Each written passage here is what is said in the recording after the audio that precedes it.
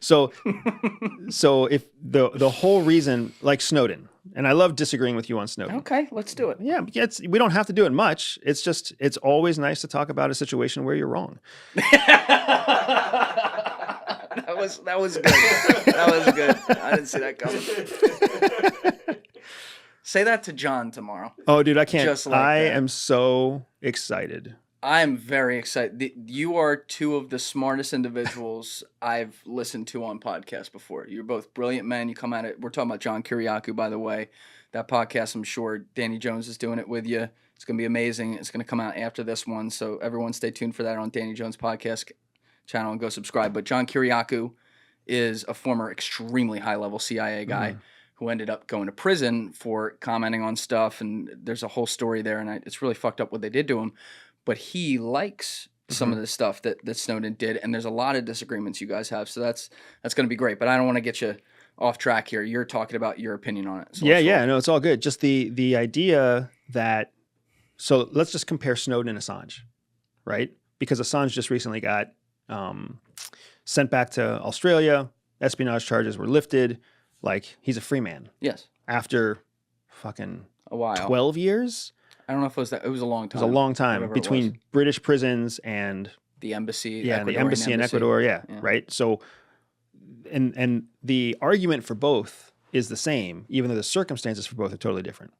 Snowden was an American citizen. He was a contractor for a government contracting organization that was working for NSA. So, like Booz Allen Hamilton or Raytheon or somebody. So he wasn't a sworn officer, but prior to becoming a contractor, he was a sworn officer.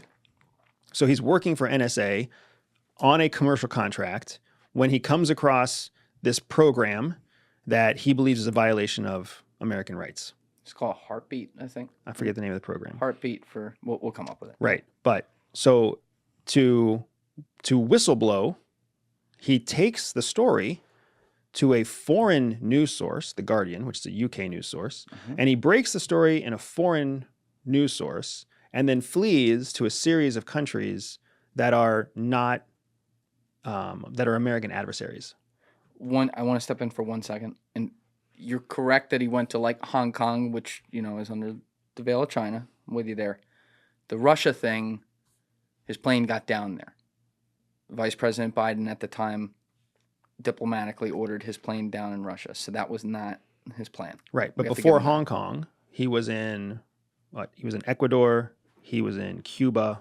He was in Cuba? Maybe not Cuba. Can we track?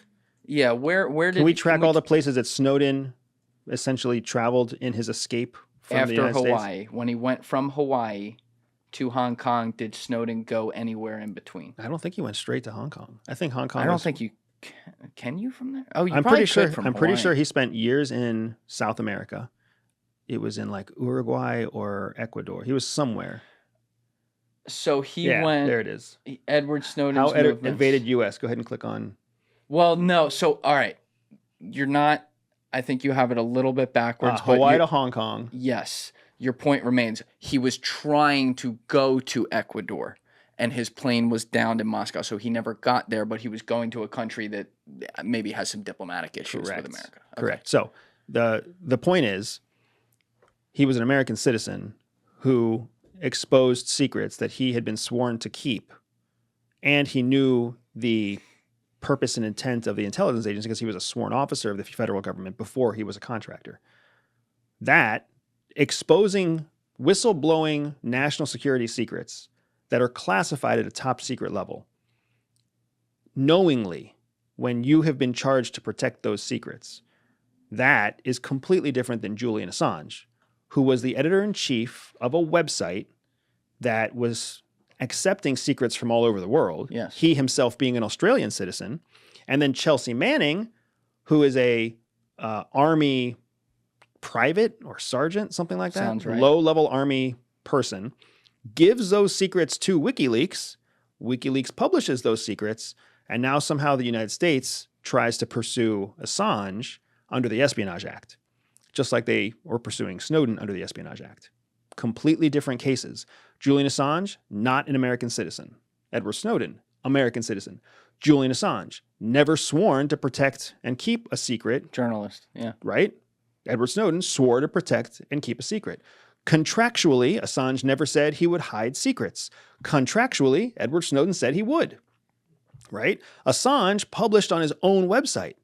Snowden published on a foreign country's newspaper periodical, right? So these two people are completely different. Julian Assange, I am happy that he has gotten released and he's back home and he is doing what he has always tried to do, which is adding transparency to a world full of secrets. Well. Whether or not that's being shaped by foreign powers, what else isn't being shaped by foreign powers? Yeah.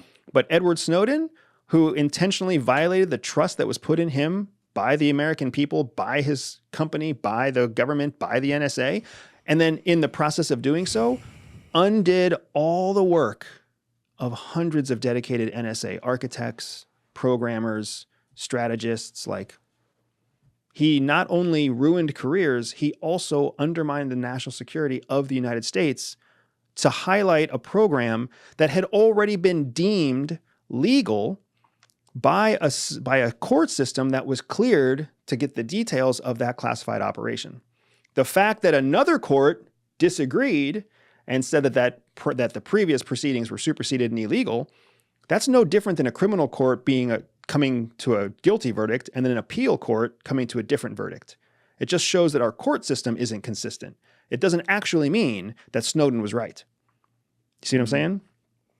All right, so there's a lot there. And you make some really good points. I want to be really fair to that too. So first of all, I think it's big of you to say that about Assange, especially someone coming from your organization where, you know, some of your colleagues kind of tried to whack that guy. So I respect that. But with Snowden, I also see where you're coming from because of the precedent it sets. So I've always looked at this, and if people have heard me say this on the podcast before, I'm sorry, but I got to reiterate this for people who haven't. I've always said he was stuck between a shit or a fart because he had two slippery slopes. Let's look at the slippery slope that you're focused on, which I think is an important one. You break your contract. You disclose information that you swore yourself to secrecy to take the job to do in the first place, and you set the precedent that someone else in any chain of command within intelligence who has access to information can now point to you and when they leak something and say, but Snowden leaks, so why can't I? And so maybe, let's say what Snowden leaked was at 100 scale of seriousness, which I would say it was. The next person can be at 99.5. It's still bad, but you see, it can work. It's a slippery slope, works its way down, and eventually people are just leaking whatever the fuck they want. And that's a problem. And this is where, when I look at it from the government perspective, I understand that. I do have an understanding of that. The other slippery slope, though, is the lack of responsibility within the chain of command. Edward Snowden did try to do it the correct way, and it wasn't in like a week. He tried to do it over, I believe it was at least a 2-year period, may have been longer than that. Go to his chain of command and say, guys, we are violating the law. We are violating what has been told that we can do. We are violating the U.S. Constitution. Here is all the proof. Please do something about it. And they always told him to fuck off. And so he was now looking at it like, okay, I can break the chain of command and leak something that is violating the Constitution. I hear your point that like the technology and the processes behind this apply to a lot of other things too. That's a fair point. So they have to rebuild all that. That's a big problem. I agree with that. But he's like, I can do that and trust that like they're going to be able to be creative and rebuild that. Or I can let this keep happening and 10 years from now look up and it's way worse. And maybe you have, you know, worst case scenario, Big Brother in America. And fuck if I know what I would do in that situation. I don't know if anyone does, but I think to have your stance is fair. You can have that opinion. And I may disagree with it a little bit because I may lean on this slippery slope more than you lean on this one. But I think any of us who talk about this situation, regardless of which side we fall on, we got to at least recognize that there was a red pill and a blue pill there. And it wasn't the easiest answer. You think you should answer one way. I think maybe you should answer the other. But like, can you agree that there was something there where there is something wrong happening and he was trying to fix that, even if you think he did it in the wrong way? I don't believe in right and wrong. You already know that. Well, yeah. Right? True. So Snowden's opinion that what we were doing was wrong was not everyone's opinion, right? There were obviously a whole chain of command of leadership that approved the project. There was a whole confidential, cleared court system that deemed it to be legal. And then there was millions, tens of millions of dollars that went into building the program. All of that thought they were doing the right thing. Edward Snowden thought we were doing the wrong thing. And let me be fair. There were many people working on that program who didn't agree with the program. Correct. Many who did not agree with the program. Snowden's 2 years of complaints, or however many years it was, it wasn't that people told him to fuck off. He raised his concern within the chain of command, and he just didn't like the answer that came back. Because the chain of command came back and said, hey, we ran it up the chain. It's approved. It's legal. We're doing it. But it wasn't legal. It was legal. How was it legal? Because the court approved it. But the cleared court approved it. And again, now I'm getting off the details because I haven't looked at it in a while, but if I remember correctly, they manipulated what they were actually doing to the FISA court or whatever, to make it look like they were doing it within the bounds of that regulation, but they were not. They were spying on unsuspecting United States citizens, not people who, like you were making the argument, hey, this might be a terrorist. Literally everybody. It was blanket coverage. Correct. Blanket coverage that had so it's like a police wiretap, right? When the police, when FBI, when local police, when city police, when they actually tap a line, they can't just listen to the line. They have to choose, I think it's a 15 or 30-second segment that they can listen to. And only if during that segment something of relevancy happens, then they have a piece of evidence that it's admissible in court. Yes. So if there's a 5-minute conversation and they choose the wrong 30 seconds to listen, they don't have any proof. They don't get to keep everything, right? That's what blanket approval means. It means the court is allowing you to collect blanket so that you can create a case off of specific instances that are all defined and it's heavily regulated, right? That's the way it works. The fact that metadata was collected, which isn't even personal information, it's metadata. Can you define that? Yeah, so metadata is all of the additional information that's created on the digital side of a digital piece of communication. All right, that was good Japanese. Let's do English. So you watch a Netflix show, right? The fact that it's your account under your name with your credit card to your home address, and it's the title of the show, that is private information. The fact that it streamed at 2:00 to a zip code, that's your zip code, and was watched for 7 minutes before it was paused, that's all metadata. Nobody knows that Julian Dorey watched fucking Coco for 7 minutes and then took a shit break. Nobody knows that. Okay. What they know is that this zip code streamed 7 minutes of this data from Netflix at this time. That's the difference between, and then there's all sorts of other metadata too, right?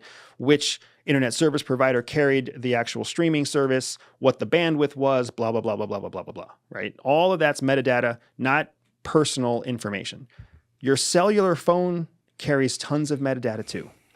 It's not just Julian Dorey called Danny Jones on August 1st and had an 11-minute conversation about Diet Coke. Right. That's personal data. That's encrypted for the most part.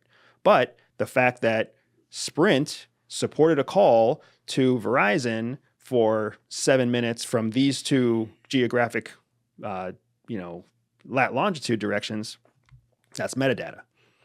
So the court system said collecting metadata in bulk with an effort to correlate that metadata with known terrorist activity is legal. And then a different court, a civil court, which is not a cleared court, determined later on that the cleared court made the wrong call. Well, guess what happens all the time in an appeal process? One court comes to one decision, a different court comes to a different decision. Different juries, different judges, different districts, different precincts. That's true. So does that mean that the person who's found guilty in the first court, but then innocent in the second court, is still guilty? Does that mean that they did the wrong thing if the appeal court found them not guilty? I see what you're saying. That's exactly what happened here, right?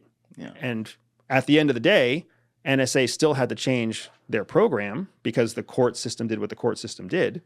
And they were two different court systems. Cleared courts have more access to more information. Civilian courts have less access to cleared information. Yeah. It's not really truly apples to apples. Look, you make the argument in a very diplomatic way. I can't argue that. I think we've made the points on that. I really want to hear you and John go at that. John's a way better person to discuss that with you than me for obvious reasons. So real quick, because I just want to fact check this, Alessi. John Kiriakou has his own podcast, yeah? I'm pretty sure he does. Does he?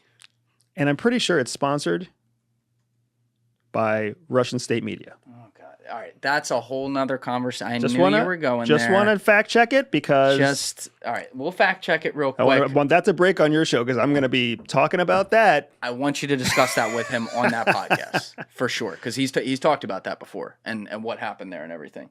I don't know.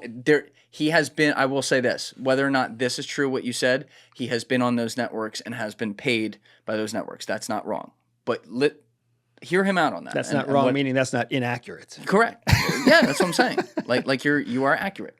But I want you to talk about that with him real quick. I just have to go to the bathroom. We're gonna come back. We gotta talk about UFOs. We gotta talk about Diddy. We got a lot more on the bone here. So everyone just hold on 1 minute. Right back. All right, we're back. So you have been the star of a series on History Channel that we've talked about, Beyond Skinwalker Ranch. And I know we got into that on episode 150 based on the first season and what you were doing and some of your surprise there. But I've always enjoyed your thoughts on the UFO phenomenon because I think you're a realist about it. You're more data-driven. You've expressed that you believe there's almost a statistical impossibility that there is not intelligent life out there. It's just a question of, are the things we're seeing reported as intelligent life here actually what they're reported as, which I think is really fair because there's also been a lot of speculation, righteously so, I think, by a lot of people, that the things we're seeing are products of super advanced intelligence-related technology, not always necessarily our own, but yeah, certainly DARPA or CIA at the front end of that. So having done season 1, what do you want? Are you working on season 3? Season 2 is already live, and I think is aired, and season 3 scheduled. Okay, so number 1, has your opinion changed or moved at all on that? And number 2, what are you guys going to be focused on and looking forward to in season 3? So, I really appreciate where you're going with this, and I also really appreciate that you are so accurate and specific in the words that you use to describe my relationship with the phenomenon. Because what I have seen personally is that there is some strange shit that happens that doesn't have explanation. It doesn't have explanation in like normal civilian terms. It doesn't have it defies explanation in known science and known scientific terms. Equipment gives results that don't make sense according to how the equipment is supposed to work. I mean, and then of course on top of that, there's a whole world of secrets that we don't have access to. But even as we take this to my network of FBI, CIA, NSA, police, even as we expand and ask questions in my own personal network, the feedback that continuously comes back is that they are also stumped. So there really is something strange. There really is some kind of phenomenon that is consistent, is measurable, is witnessable, and is happening in our planet's atmosphere, right? And sometimes that phenomenon happens underground. Sometimes that phenomenon happens on the surface. Sometimes that phenomenon happens in the sky. Now, after being through 2 seasons of investigating high strangeness with the Skinwalker team and the Beyond Skinwalker effort, I am more convinced than ever that there is something happening. I am not any more convinced that it is alien in nature, but I am more and more confident that it does defy science as we understand science today, right? Energy signatures, transient physical evidence. Like somehow you can see gaps in GPS data, gaps in geospatial data, gaps in energy returns. Like it's the strangest thing, man. And nobody can explain it. Experts in their field can't explain it. Technical experts with the equipment can't explain it. Physicists, astrophysicists, like scientists can't explain it, but it happens and it's consistent, not everywhere, but in certain places. So why the hell is it that when I'm in a strange ranch in southern Colorado, I see the same weird shit that I see in the mountains of Nevada, but I don't see either of, like, those two things are consistent. But then when I go to someplace in Tennessee, we don't see shit. How does that happen? How is it, how is it that I can go one city over, I can go one national park or one state park over to where the terrain is exactly the same, granite rock to granite rock, but energy signatures are different, geospatial data is different, magnetic anomalies are different. How does that happen, right? And why does that happen? I don't think that it's alien. The proof that I'm seeing is not that it's alien, but the proof that I'm seeing is sure as hell that it is fucking weird. It's fascinating, and it shows the untapped advantages that a weapon system could get if it could figure out this science. And I gave you a lot right there. I don't know if it all made sense, because in my head, I'm reliving the investigation. And season 2 goes through a lot of that. And anybody who watches season 2 on History Channel or streams it Beyond Skinwalker Ranch, you're going to see exactly what I'm saying. There's so much strange shit that happens in our country that we don't even understand, that defies the laws of science as we understand them, the laws of physics as we understand them. And it stumps not just me as a CIA officer, but a whole range of experts that I've talked to. Gun to your head, would you say it's super advanced, like DARPA technology? I don't know if I would give DARPA the credit, but I would say that the 60-40 of what we're seeing is either advanced technology, or, this was really crazy, super old technology that we found a way to do better. Balloons, sea drones, unpowered passive devices, right? That kind of stuff. What do you make of all the patterns, though, of people who have, around the world, who have claimed to have witnessed something? And again, you hear a lot of people now, they'll come up, they'll say, I'm an experiencer. And maybe somebody is, but the vast percentage of people is probably something different. But when you look at, say, the patterns that James Fox, who's been on the show, has created with the history of it since the 1940s, be it from China, Russia, United States, Australia, Africa, South America, all over the map, where they report the similar things. Small creatures, similar beady eyes, similar colors, craft described in often the same ways, a form of telepathy that happens for people that have encounters of the third kind. That's the right term, right, Alessi? The fourth kind. It's fourth kind, right? Where it's like everything all together. I guess there's a possibility. Well, there's certainly a possibility some people are lying. But when you see all these different people from so many different places who, before the internet, when these things are happening, had no ability to communicate with each other, what do you make of that? So there's something very real there. There's two things that I've been able to actually see for myself and measure for myself. First, experiencers are having real experiences. From their point of view, with their 5 sensory organs, right? Their eyes, their nose, their ears, etc., they're having a very real experience. But all a sensory organ is a series of electrical patterns to the brain. So just like we can simulate, if you touch freezing cold water on a hot day, the first sensation you actually have when you stick your finger into the cold water is a burning sensation, because that's how the body interprets the sensation, right? Same thing happens if it's a freezing cold day and a lukewarm pool of water. As soon as you touch it, it feels super hot. That's just an electrical impulse. So it's not that what you see is really what you see, or what you hear is really what you hear. It's that your brain is interpreting electrical signals and translates those electrical signals into sensory perception. So what's wild to me is a lot of the experiencers that I've spoken to have had very real experiences, but that doesn't necessarily mean that what they experienced actually happened to them the way that they experienced it. They may have been touching cold water on a hot day, and what they experienced was burning.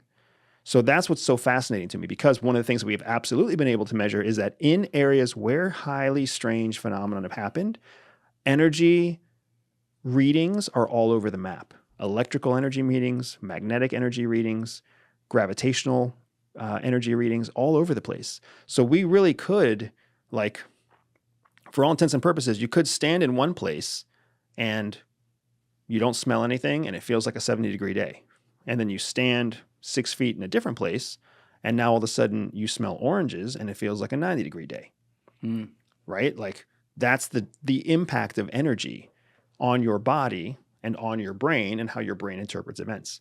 So when you think about true experiencers, if they're just temporarily co-located in an area where either a extraterrestrial phenomenon happened or a very terrestrial phenomenon happened with high energy readings, the experience could be the same.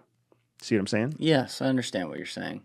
I think that there's still a little bit of an open-ended argument as to the exact how many data points across how many years and how many places, like just statistically from like an anomaly perspective. For sure. How much that lines up. And it makes you think, because, you know, people's heads go to, are these different governments trying to put out misinformation and stuff like that? And that's a fair question to ask. But then you look at the people who are coming out and some of them smell government-y and other people don't, you know? It can be both. That's what I'm saying. It can absolutely be both. It's not an either-or argument, right? It can be terrestrial and natural, and it can be government-related. Because what has the government always done? When it was like the 1920s, the government found where nature created forests, and then it started cutting down trees. It went to the place where nature created gold reserves and gold ore, and then it started mining operations. So why would we not think that if the government found a vortex of energy that could have benefit to aeronautical aviation technology or weapons technology or free energy, right? Whatever, fusion, fission, whatever. Yep. If they were to find one of those locations, wouldn't they go there? Wouldn't they also try to cover it up? Wouldn't it also be a place that has its own measurable differences against every place else? And wouldn't people in the surrounding area also have experiences that were related to the incredible amount of energy or the unique geology of that location? Okay. So I am more and more convinced that there's a terrestrial explanation for what most experiencers see. But here's the thing that's so interesting, especially if there's a terrestrial explanation for it, intelligent life from another planet would most likely identify those anomalies here when they did a scan of our planet.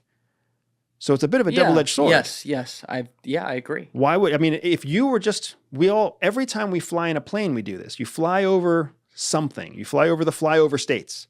You look out your window. You see like rocks and desert. Not that interesting. But as soon as you fly over a city and you see the lights and you see the glow and you see the infrastructure of the roads, now it's more interesting. So you're flying over a wide patch of Earth and you're choosing what to focus on based off of something of interest in the landscape. Yeah, I've always, and I love playing devil's advocate on everything around this topic because it is so unknown and there are so many possibilities here. And one of the things I've always brought up is I'm like, first of all, we can't put ourselves in the shoes of a highly advanced intelligent civilization who knows shit that we don't. That's number one. But if we could at least accept the fact that they just know a lot more and then use our imagination to say, so they could probably time travel or crazy shit like that. I've always wondered how they wouldn't have simulated all these things to happen if they're true, like these different sightings. Here's what I mean by that. People are like, oh, well, if they're happening all over the place, why everyone's got an iPhone? How come we're not catching it up close or something like that? And I'm saying maybe when you see, for example, the Zimbabwe incident in 1994, where this was in the middle of, the brush out in Zimbabwe, specifically by an international school where there were a bunch of 6-year-old kids playing, and that's it. Maybe an intelligence advanced civilization would have simulated, we want this one to crash or land there or whatever so these 6-year-olds can see it and we can play, Sims with how that affects what they say to the rest of the world and how the world views the potential phenomenon as like a psychological experiment, if you will, as opposed to having the same craft land in the middle of fucking New York City where 7 million people see it all at once and they're like, oh my God, they're here. You understand what I'm saying? Like, isn't it possible that if they're so powerful to have all these possibilities, they don't necessarily crash? It's more like it could be planned out as a simulation. I think it is. I think anything is possible. But one of the things that is also becoming increasingly clear to me in my Beyond Skinwalker investigation is that one of the major flaws that happens when we talk to experiencers, one of the major flaws that highlights to me that an experiencer is not as genuine, is when they become hyper-focused on the fact that an alien life is interested in human life. Why do we think that an advanced civilization of aliens would give two shits about human beings? You're making the Neil deGrasse Tyson argument. Why? Why do we think that they would care about us? We're inferior because they're super advanced and civilized, right? We don't make up a large contingent of what the Earth is. What do you mean by that? Like human beings aren't as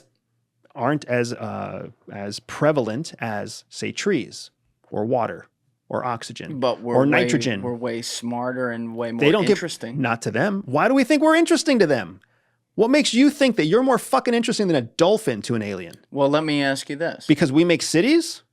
If we were able to fly over... Ants make cities. If we were able to fly over a world back 6,000 years ago with pre-Babylon, Egypt or whatever, and see these ancient civilizations, you don't think that our current society, if we had the ability to do that, would be interested in those people who are, in most degrees, completely not advanced to us? I think that there might be an interest, but does that mean that's what you went for? What do you mean? If we created time travel, this is a great mental experiment. Yeah. If we created time travel so that we today could go back in time to the past, if we spent the hundreds of trillions of dollars to invent that technology, do you think we would spend our time researching people? Or do you think we would spend our time and money mining resources or planting seeds that we would then cultivate, in the future? We would find some way to make something much more valuable than fucking watching people. But that's... Anthropology and tracking people, look, biology is one of the least funded sciences in the world right now. People just don't care about temporary living creatures. Zoologists know that. That's why they struggle all the time to get funding. Anthropologists know that. That's why they all end up as waitresses, right? People don't care about... there is no value in understanding a civilization or a human being or the biology of a human being or how they all interact. There's no scalable value there if you're going to take on the expense of launching some sort of widespread mission or campaign or operation to explore something new. Now, what if, though, instead of it being an advanced civilization from somewhere else, what if, due to dimensionality that we currently can't understand here and now, right now, these are actually future humans who are the spawn of us, who have figured out a way to circumnavigate dimensions and time to come back and observe us? They are essentially, therefore, observing the seeds that became the tree that they are. Is that not? Why would they do it? Why would they do it? Why would they come back? What if they could change the river of time? That's not observing. That's not observing. But you're there doing that. It's not that you're observing, but that's why we see them, because they're here trying to do that. But you're interfering. That's a possible what if. It could be some future version of us that's coming back and meddling in the past to create a future scenario or an alternate timeline or whatever else. Absolutely. All of those things could happen. If anything, one of the results that has been very consistent in the research that I've done with the Skinwalker Ranch folks is that there is a question of time. That actual devices that measure the passage of time respond differently in these various areas where there's energy anomalies. Can you translate that a little bit? Yeah, I'll give you the simplest example in the world, right? Two stopwatches set with the same standards of the same make of the same model. One sits on a table in an area that has no anomalous energy effects. One is attached to a balloon that floats up 5,000 feet into an area where there is an energy anomaly. And when you bring it back down from the balloon and you put it side by side, they read time differently by 7 seconds. What the fuck is that called again? There's a name for that. I know exactly what you're talking about. There's a name for that. We talked about that on another podcast. I see what you're saying. So if that can happen in a 3-acre area of space by being 5,000 feet different, I mean, to be 7 seconds different, the only place where we've measured that kind of time lapse is the difference between being on Earth and being in space moving at speed. And even then, it's only a few seconds, right? So how in the world does that happen here on Earth in an area of strangeness? Yeah, that's a fair point. No explanation for it. But it highlights that time, or the tools that we use to measure time, can somehow be affected, whether it's electrical signals or whether it's something else, whether it's somehow atmospheric or mechanical or who knows what. Like I don't have an explanation for it, but I've seen it, and I've seen it multiple times in multiple places. So again, if I was the CEO of a company that developed a time machine and I had the chance in the future to go back in time, all I would think about as a human being is, how do I make this successful politically, economically, financially? There'd be some justification other than, I really want to go back and observe human beings.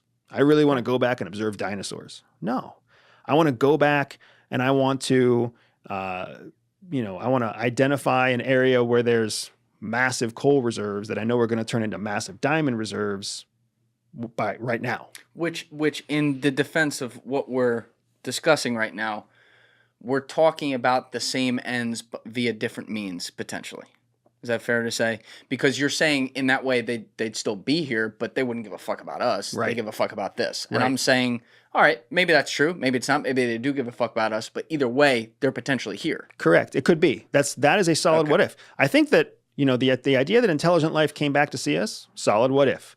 The fact that it's human beings in the future coming back to see us, solid what if. There's a lot of what ifs that are fairly solid, right? But it's when you start to dig into the why is what makes it fall apart. And when you start to think that the reason they came back was to observe us, that why really falls apart. Because if you're an alien civilization and you're exploring the universe, what's so interesting about human beings?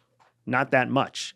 What's interesting about the planet as a potential resource pool to allow you to continue to expand your expansion across the universe? Much more viable. Just think about how human beings go into look at farmland. We go to new ranches and new swaths of land thinking about what we could build there, using it as a resource.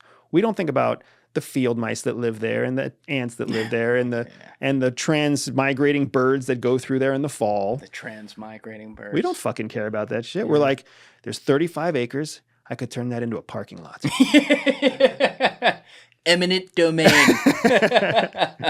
No, and again, people don't want to hear some of the things that guys like you will say on this. And some of that's also just because of your job title, to be honest. But like, you got to look at this with some logic. And even if I'm not buying some arguments, you have to realize this entire topic is quite literally a hashtag, we don't know what we don't know. Yep. So you can't sit here and say, well, it's absolutely got to be this, or, well, they would absolutely think like this. We don't know that. We can look at the data we have, and that also, I mentioned it a few minutes ago, but this is a topic that people have thought about forever. Like if you look at ancient history and stuff, they think about, oh, what's up there, But in pop culture per se, it was more of a culty topic, or like underground topic, if you will, forever within America. And then that narrative really started to shift to a more mainstream, if you will, attitude towards it in 2017, because Christopher Mellon was able to legally walk out of his job at the Defense Department and give information that he was legally allowed to give to the New York Times, makes this whole story about UFOs. Then guys like the former head of the ATIP desk, Lou Elizondo, come out, they talk about this stuff. There's a few things there too. And then you eventually get to David Grusch coming out, who, you know, came from the Air Force background and had access allegedly to all this information that was highly classified about potential sightings or things that were recovered. Again, it's not like he brought out the proof of that, but discussed at length the files that he allegedly saw. And I'm looking at it and I'm like, okay, on the one hand, let's say this was an intelligence op. And let's say they were covering for technology they didn't want people to know about. That makes sense to me. But are there other possibilities that I'm not thinking of besides like, oh, it's actually real and they're out of the goodness of their heart doing this? Are there other intelligence-related things that they could be doing that for as a cover that you can think of? You mean the whistleblowers? Yes. Any intelligence-related reason why they would be sharing the information? Yes, to cover for something besides what I'm thinking of, which is like advanced technology they don't want us to know the government has. So are you saying that the whistleblowers are orchestrated, not genuine? I'm saying if they are. I don't know. If they are. So the way I see your Lou Elizondos and your David Grushes of the world, most likely they were if they were part of a sensitive program, they were in a very compartmented piece of a large sensitive program. Okay. I have worked with people who have been assigned to Area 51. I have worked with commanding officers who have been given commands over experimental locations. And it's so heavily compartmented that even the commanders don't know the things that happen under their command until after they are there and after something is so relevant that they have a need to know about the thing that they're commanding. Right. Their job is really just to make sure that super secret room number 1 is funded and has staffing and has security protocols in place. You're not allowed to actually know what's happening in super secret room number 1 because even though you're the commander of the building, you don't have that need to know. So it's so heavily compartmentalized. Yes. So if they were involved in a sensitive program, they were probably part of a highly compartmentalized column inside of a larger program. So when they see what they see, there's so much more that they don't see. So then when they don't have a context for what they're putting together. So when they come out and they blow a whistle on what they did see, there's all sorts of stuff that they did not see, that they did not have access to, that they're essentially assuming or defining or whatever else, right? But they didn't have access to it. And that's by design. So they could believe that they were part of a program and there were other things going on that they did not themselves witness, but they did witness this one piece, and that could be what they're sharing. They could also be they could be believers themselves and be overstating or overblowing their own experience. To the YouTube reviewers who are reviewing this episode, all subject matters discussed herein are strictly discussed in an educational context. We show absolutely no imagery or video of war or sensitive events of any kind, so we are fully in compliance with the monetization procedures such that we are not showing sensitive events or anything like that. I've had Andy in here for 5 episodes in 2022 and 2023. They are all fully monetized, and we also discuss all kinds of geopolitical struggles around the world in those, just like we did in this one. So thank you for your attention to this and enjoy the rest of the episode. What did you think of what David Grusch was saying? You know, the whole Grusch example, it didn't sit right with me. I didn't feel like what he was talking about was could be corroborated by a second or third source. It was just him speaking about it from his own experience. Even worse to me is that a lot of what we get was coming through a lens of media, not coming directly from him himself. And media was getting all sorts of details about his background wrong, from what service he was in to what his job was to what his career was. Yeah. So if they're getting those details about him wrong, which are easily documented and easy to track down and easy to vet and verify, then how much of the actual information that he's saying are they also getting wrong? Yeah. So Jesse Michaels has a show called American Alchemy, which is really incredible on YouTube, and he's works in the Teal office and everything. I might have been telling you about him off camera, but he's eventually going to be on this podcast. I've had a chance to talk with him a bunch. Really good dude, but he was like the first guy to get the interview with Grusch. He's known Grusch for I think years at this point, like 3.5, 4 years, and I really want him to explain it when he comes on my show because he can explain how he views it a lot better than I can. But my takeaway from what he said is that he felt, as someone who's not in the government, to be clear, he felt that Grusch basically had access. There were too many kernels of information that he was able to get, whether you believe it or not, that's a separate question, to be able to say that it was a planted story for like, you know, someone on the squirrel route who's curious to pick up like him. He's like, there were too many things that he got to, including evidently like witnessing some of the, actually seeing like some of the evidence itself. So do you think that, whether it's Grusch or someone else though, do you think that there could be systems in place where higher level forms of the government intelligence want whistleblowers to pick up some kernels of information that it's like bullshit they put there so that they can push a narrative? That's like 2D chess. Yeah, right. It's the idea that there's some sort of planned conspiracy of... I didn't call it a conspiracy. What you explained was a conspiracy, right? That elements in power would plant seeds in people who might be whistleblowers so that they would intentionally go out and spread incorrect information. That is basically the definition of conspiracy, right? I accept your definition. But so I come from a world where I very much believe that you cannot attribute to conspiracy what can be explained with idiocy, right? That's one of the two laws of analysis. When people come out and say something, when whistleblowers come out and claim what they believe or what they're so convicted about, going back to Snowden, right? They're certain that they're right and the world needs to know. They don't have all the information. And by definition, when you're inside government, when you're inside secret government organizations, you never have all the information. That's how the government protects itself from having somebody like a real whistleblower come out and give all the keys to the kingdom, like we call them, right? All the secrets at once. Right. So if people like your contact at is it American Alchemy? Yeah, Jesse Michaels. So like if someone of Jesse's experience is saying it doesn't smell right, if it walks like a duck and it quacks like a duck, maybe it's a duck. If it doesn't smell right to him. Well, no, he's saying it does. He's saying that Grusch couldn't have been the quote unquote planted squirrel to get that information because he got to too much. That's his argument. Doesn't mean he's right, but that's his argument. So yeah, the idea of a plant, and people accuse me of being a plant too. All the fucking time. And that's fine. They're all fucking stupid. If you think I'm a plant, you're pretty fucking stupid. You're a very talented plant. You grew with very fine branches and leaves. I saw somebody, dude, there's something really fucking wrong with the world when people make videos about why you're a plant. Yeah. And there are videos out there about why I'm a plant.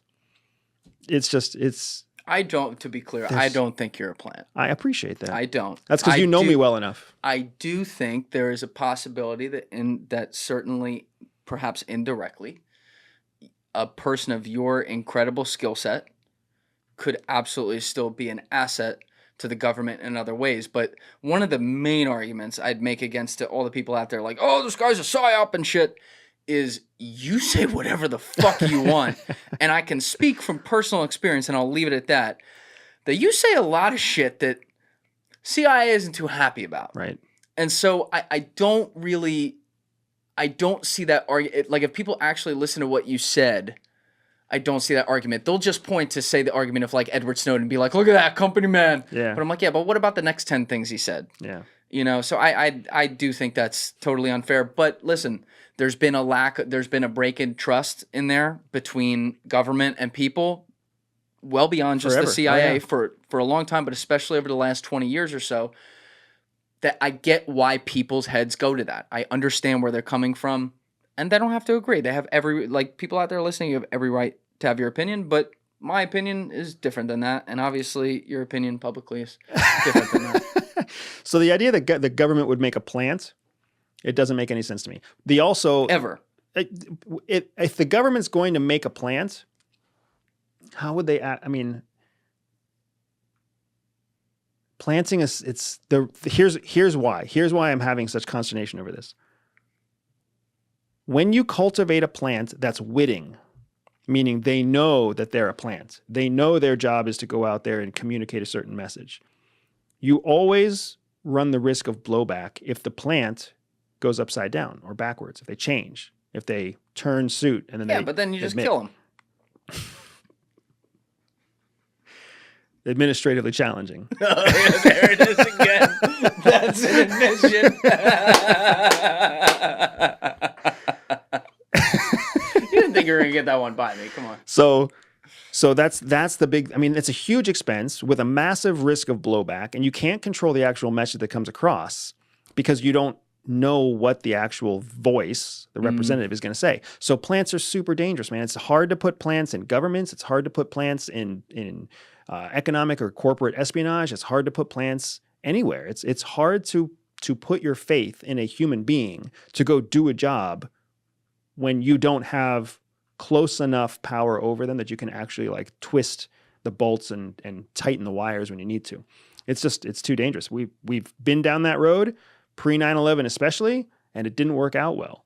So how so? Like the idea of trying to get a sympathizer into a circle of influence, whether you're talking about the Cuban Missile Crisis or whether you're talking about, the OSS in World War II, or whether you're talking about, the behind the Iron Curtain, it's hard. It's hard to plant one of your own into an organization. It's much easier to find somebody who's already there and then just amplify their voice or take advantage of their purpose. Okay, I could see that. So to your point, right? I understand that I am one of the few voices out there that, while critical of CIA, I also do not talk about the CIA as being some sort of corrupt secret organization that's trying to undermine American freedom. Most of the voices out there that are former CIA are just talking about how incompetent and corrupt CIA is. So if CIA has a relationship with YouTube, right? I don't know if they do or not. I would imagine that they do. But I can see how CIA might be like, hey, YouTube, kick the algorithm in his favor a little bit and kick the algorithm off of somebody else's favor, right? Because this person generally speaks about CIA in negative terms, and Bustamante generally speaks about CIA in less negative terms. So that's low touch planting. And that's not even a plant. That's just tweaking of information. Not to mention the fact that most of the people who are actually reviewing your YouTube content for covert influence are former intelligence themselves. You know what I mean? Or it could also be that the content that you create with me just happens to be interesting content that people organically watch. When you think about Occam's razor, what's more likely, right? When you think about Hanlon's razor, what's more likely? That there's a great conspiracy or that the content is just popular? There are aspects of that I think I would agree with, and in some ways are irrefutable. Where I run into an issue with pointing at the different razors, if you will, is that you can then take the argument to use it every time. Meaning, I'm just gonna make up percentages. Let's say Occam's razor says, 99% of the time it's this. Every time an individual story comes up, you can say, oh, this is one of the 99, and never say the 1%, which, it's hard to guess the 1%. That's the needle in the haystack, right? And I know that exists. And your point about, by the way, it's easier to cultivate people who are already within. I completely agree with that. And I also agree that the whole planting thing is way harder than the general public out there likes to make it. I don't think it doesn't exist though. I think we've proven that it exists. I might believe you if you're saying, especially in the current technological landscape, it's been harder to do that post 9/11 and post tech boom. I might buy that, but it can exist essentially. Anything can exist. Yeah. It's like what we were talking about when we were discussing UFOs, right? There's a possibility, but the probability is the real question. Okay, fair enough. Well, the one that people have been looking at as okay, where's the intelliness on this is the whole Diddy thing. So I even had Trap Lore Ross in here, who's the preeminent hip hop historian, documentarian on YouTube. Just eats, sleeps and breathes this shit, but. He obviously is in the process of reviewing all the civil lawsuits that have occurred. We don't have indictments yet on Diddy, but if you read the civil lawsuits, and if even half of that's true, it's horrible and it's a mess. And when you look at his history, we don't have to go through the whole thing, but he was suddenly, out of nowhere, powerful at age 23, in charge of what became the biggest rap label in America, like very quickly. So, and there's questions about the people who got him in there and everything. But, when you look at a guy who I personally view as, if it had an intel angle, he was a useful idiot rather than, because, I mean, he's not the brightest bulb. Let's just be honest here, right? Like, if you look at a guy who maybe as a useful idiot had fucking 100 cameras in every room, cameras in the pens and stuff, very Epstein-y, if you will. Could you see why people out there are saying this has to be some sort of, I don't know who, but some sort of government-backed op? P. Diddy had more money than you can get the government to give for any kind of op. So not before he was put into power, though. The whole idea of him being put into power is kind of a silly conspiracy on its own. Why? He wasn't smart. He had really proven nothing in the industry, and suddenly was in charge of Bad Boy Records, biggest thing ever. So I don't. And his star was gunned down within 3 years. His key moneymaker was gunned down in 3 years. I don't know the answer, man. I don't keep up closely with anything in pop culture. But here's what I'm saying. If Intel was going to be, if CIA was going to be involved, it wouldn't be involved in a domestic, unknown, unproven rapper in the 90s, 80s? I didn't say when did CIA, it all start? by the way. I want to be clear about that. Whoever, right? If U.S. government was going to somehow get funding, you think it's foreign government? I think it could be. If any government was going to try to build influence, it wouldn't try with what you just painted to be quite a loser, right? It wouldn't start with somebody who's unproven, who's got no skills, no background, no connections, and then try to build that person up. That's not how it works. That's not how any good op works. You find somebody who's already on the rise. You find somebody who's already established. Like, you don't bet on a losing horse, especially not with big, big money, in the hopes that 15, 30 years from now, it's going to pay off in some sort of intelligence world. What if he's the in, though? And it's more the people around him are the people who are maybe more reliable, but he's the in because he's the face of it. Again, the useful idiot is how That's an access agent. What you're talking about is an access agent. A useful idiot is somebody like fucking, what's his name, that did the interview with Putin? Tucker Carlson. That's a useful idiot. Oh, that whole interview he had with Putin. All that interview did was take Vladimir Putin and give him a pedestal with the entire conservative part of the United States. And Putin could sit there and say whatever he wanted to say, and he could look strong, and he could look eloquent, and he could look intelligent, and he could look confident. He could choose what the talking points were that he talked about, and he had a voice to the entire conservative nation.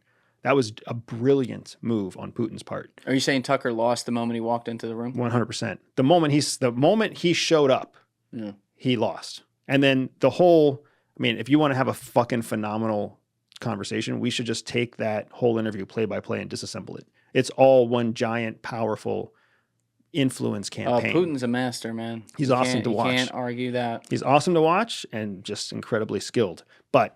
So Carlson was the avenue by which Putin could get to the Republican or the conservative base of the United States. That makes Tucker the useful idiot. I see what you're saying. That's what a useful idiot. An access agent is more of what you're talking about. Somebody who has a connection with people, and if you want the connection that they have, you have to go through them to get the introduction. But once you get the introduction, you kind of cut them out. So you think that, and this could be a perfectly fair opinion, by the way, because I don't fucking know, but if you were looking at it, you would say Diddy's more of just a sick fuck.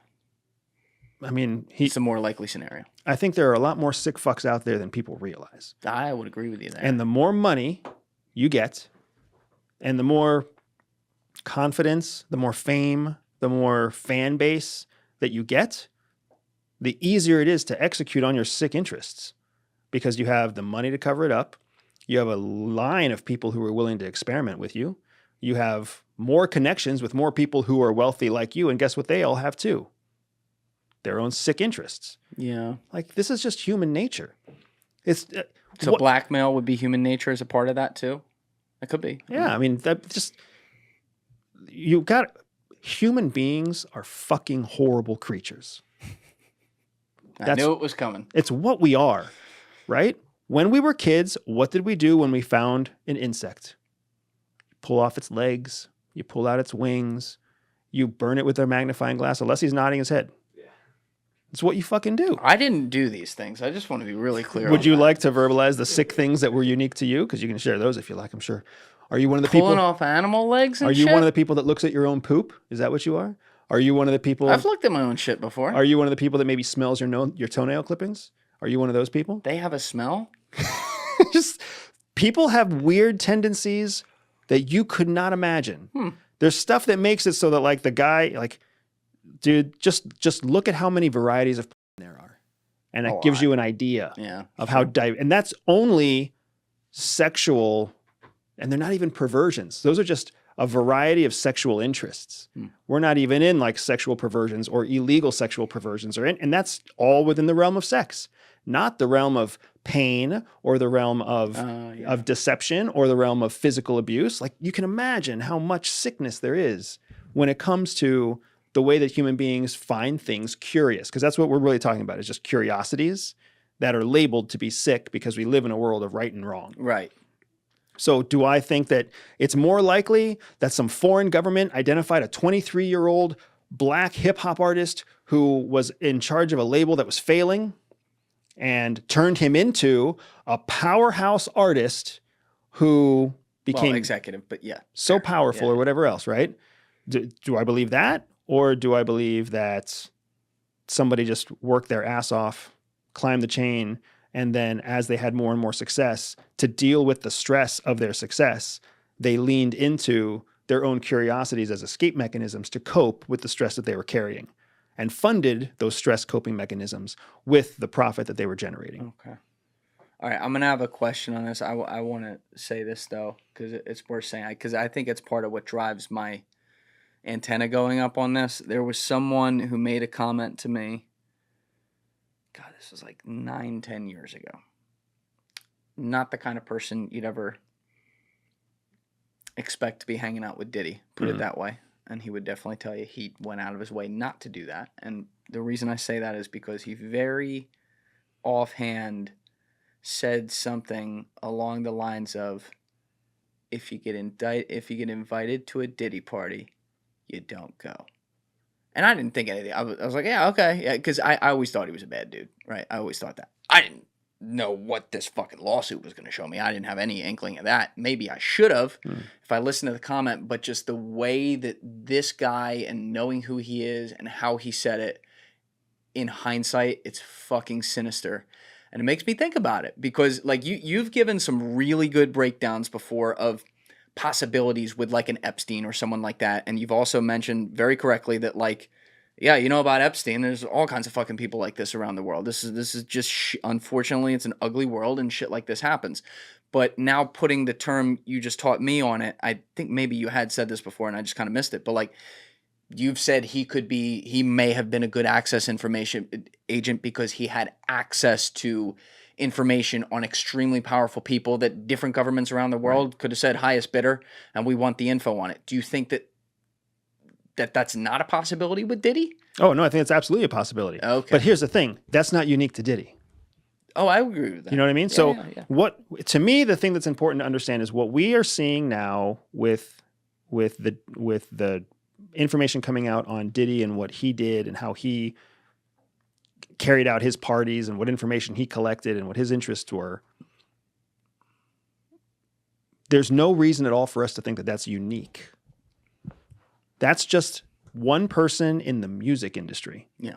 Imagine the film industry, pro sports industry, corporate oil industry, big tobacco industry. You name the industry, right? The rule of thumb at CIA is that every time you catch a mole, you have to assume there's two more.